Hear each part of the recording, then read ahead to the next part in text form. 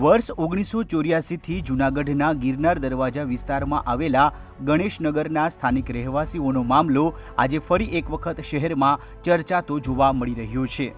આ વિસ્તારમાં રહેતા 83 કરતાં વધારે રહીશોના ઘર અને મકાનો વન વિભાગ અને અભયારણ્ય રેન્જમાં આવતા હોવાથી વન વિભાગે તમામ આસામીઓને 12મી જૂનના દિવસે નોટિસ ફટકારી હતી અને તેમના રહેણાંકના આધાર પુરાવા વન વિભાગને રજૂ કરવાની તાકીદ કરી હતી। ત્યારબાદ આ વિસ્તારમાં રહેતા લોકો અને નોટિસ મળેલા કુલ 83 પરિવારોની સાથે અન્ય 100 કરતાં વધારે સ્થાનિકોએ વન વિભાગને 286 પેજની અત્યાર સુધીના તમામ દસ્તાવેજો અને સાથેની એક નકલ સુપ્રત કરી છે।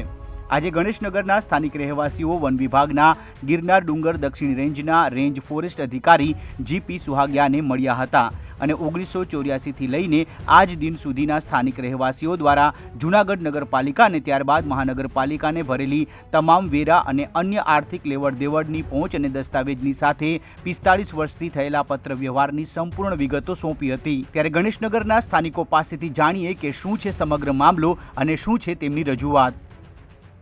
અને ઘણા ટાઈમથી રહી છે। હમણાં ફોરેસ્ટે કંઈક કાર્યવાહી કરી અને એમને નોટિસો મારી અમારા મકાનને અને આધાર પુરાવા રજૂ કરવાનું કીધું। તો આજે અમે ફાઇલ આપવા આવ્યા। અગાઉના જે તે વખતે કાર્યવાહી થઈ હતી એ બધા કાગળિયા ફાઇલ છે અમારી પાસે। બંધારણ ઠરાવ છે, જમીન આટે જમીન એવું બધું છે। એ બધી ફાઇલ આપી આગળ। કઈ રીતના આ લોકો શા માટે શું કરવા માટે? હવે આ લોકો શું કરવા માટે છે એને પાડવા માટે કે સેન્ચુરી વિસ્તાર છે એવું કંઈક કહે છે, પણ એના માટે તો અમે જમીન આપી। હવે શું કરવા આવું કરે છે એ ખ્યાલ નથી આવતો।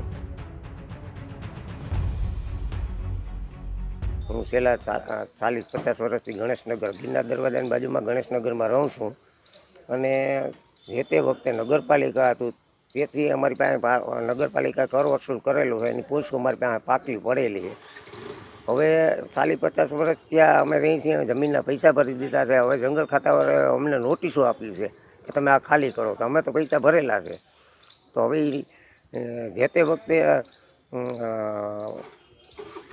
2007માં અમને નોટિસ આપી હતી, તે પછી અમે આ કાર્યવાહી કરેલી હતી અને કમિશનર સાહેબ, કલેક્ટર સાહેબ પાસે રજૂઆત કરી હતી। જે તે વખતે જૂનાગઢ તાલુકાના બંધાળા ગામે જમીન જે 11 ગુંઠા છે ને એ ફાળવેલી જમીન છે જંગલ ખાતાને।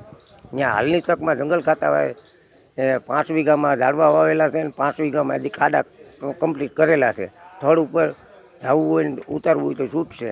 હવે અમને સરકારશ્રીને અમારી એક જ રજૂઆત છે કે અમને આમાંથી ઉજાગર કરે। ગઈ 12 તારીખના અમને લોકોને જંગલ ખાતા તરફથી નોટિસ મળેલ હતી। કારણદર્શક નોટિસ હતી કે 2 દિવસની અંદર તમારી પાસે આ જમીનમાં જે રહ્યો છો તેમના આધાર પુરાવા રજૂ કરવા। તો જે તે વખતે વર્ષોથી ત્યાં રહીએ છીએ। કોર્પોરેશનના બધા અમે વેરા ભરીએ છીએ। કોર્પોરેશનને 1993માં અમારી પાસેથી નગરપાલિકા જે વખતે હતી ત્યારે જમીનના પૈસા પણ લીધેલ છે, એમની બધા પાસે પહોંચવો છે અને 1997 પહેલાં વન અધિનિયમ 1980 મુજબ કાર્યવાહી કરી બંધાળા ગામની જમીન છે એ ગણેશનગરના અવેજીમાં ફોરેસ્ટ ખાતાને આપેલ છે અને એ બધી રજૂઆત અમે સાહેબશ્રીને કરવા અત્યારે આવેલા હતા। આ લોકોએ કેવી તમને નોટિસ આપી? 12 તારીખે આપેલ હતી, 2 દિવસ માટેની આપેલ હતી અને શનિ રવિનો વચન સમય હતો જે રજાના દિવસોમાં કોઈ હિસાબે ફાઇલ મળી શકે એમ નહોતી, એટલે અમે પાછા 17 તારીખે એમની પાસેથી મુદત માંગી હતી।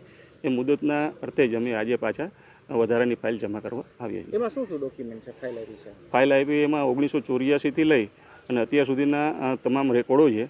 કલેક્ટર સાહેબના, મામલતદાર સાહેબના, વન વિભાગના અને અમારા કમિશનર અને નગરપાલિકા હતી ત્યારના ચીફ ઓફિસર સહિતના જે બધા ઠરાવો, ગ્રામ પંચાયત બંધારણના ઠરાવો, મ્યુનિસ બુક અને ટોટલી 286 પેજ સુધીના આપેલ છે એમના ઠરાવોની સાથે।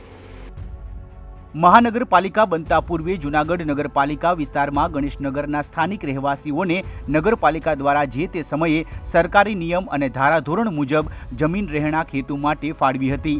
તેના બદલામાં બિલખા તાલુકાના બંધાડા નજીક વન વિભાગને 11 ગુંઠા એટલે કે 10 વીઘા જમીન ગણેશનગરની ગિરનાર દક્ષિણ ડુંગર રેન્જની દુબળી બીટની આપવામાં આવી હતી.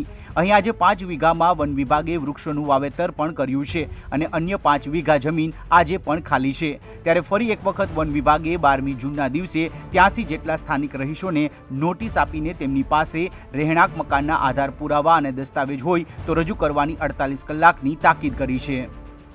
જૂનાગઢ વન વિભાગની ડુંગર દક્ષિણ રેન્જના ખોડિયાર રાઉન્ડના દુબળી બીટના દુબળી વિસ્તારમાં ગેરધોરણે પેશકદમી થયેલ છે. એ વિસ્તારમાં જે અત્યારે હાલ વસવાટ કરે છે અને સેન્ચુરી એરિયા છે એ વિસ્તારમાં વસતા લોકોને એક નોટિસ આપેલી છે અને એ નોટિસ એવી આપેલી છે કે એ લોકો જે જગ્યાએ વસવાટ કરે છે એ જગ્યાના એમની પાસે જો કોઈ આધાર પુરાવા હોય તો એ આધાર પુરાવા રજૂ કરવા. અત્યાર સુધીમાં 83 લોકોને એ નોટિસ અપાયેલ છે. એ લોકોના આધાર પુરાવા રજૂ કરવાના ચાલુ છે. એના રજૂ થયા પછી એનું વેરિફિકેશન કરશું અને એ મુજબ પછી આગળની કાર્યવાહી કરીશું. આજે એ લોકોએ જે એમના દ્વારા અગાઉ જે કાર્યવાહી કરવામાં આવેલી છે એના પત્ર વ્યવહાર થયા હોય એમની ફાઇલ મને આપેલી છે. એ અમે ક્રોસ વેરિફિકેશન કરી લઈશું. હાલ તો વન વિભાગની નોટિસથી ગણેશનગરના વિસ્તારમાં રહેતા લોકોની ચિંતા વધી ગઈ છે. બીજી તરફ આ મામલે હવે વન વિભાગ શું નિર્ણય લે છે તે જોવાનું રહ્યું.